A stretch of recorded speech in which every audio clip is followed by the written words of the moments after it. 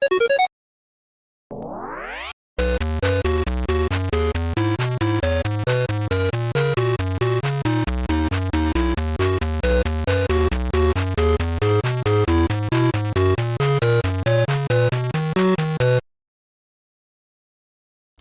up everybody? In this video, we are going to review launching a company. As part of this course, you are creating your own company and you are going to brand it and create a Kickstarter pitch video. While many of you will not actually launch your companies, you will be creating all the design assets for your company. This is something that you could be hired to do as a freelancer, and the purpose of this video. Let's get started.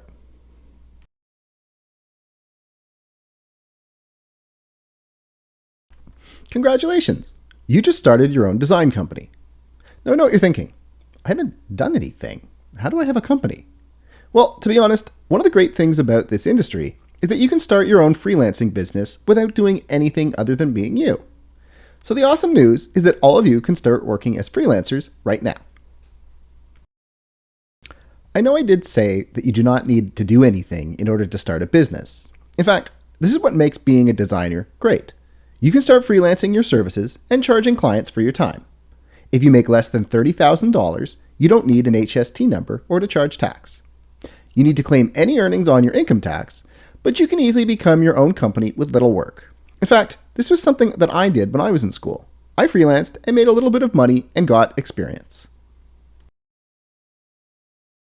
If you earn more than $30,000 a year freelancing, or you want to create a company with some classmates, there are things you would need to do, like registering and protecting your business name, getting a business number, or setting up a tax account.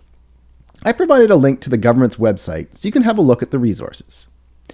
These are the things to be aware of, but at this point, we're going to focus on the basics and you working for yourself. What do I need to know to operate a business? I did a lot of research on this. I asked everyone I knew and surveyed my LinkedIn network. I got a lot of different responses. Also, I ran my own company for 5 years. The best response came from my uncle. He is a professor at Schulich Business School at York University. He gave me the following advice. Cash in should be greater than cash out. This may be oversimplified, but for now, it is a good starting point. Specifically, we're going to look at cash in because it leads to some great questions.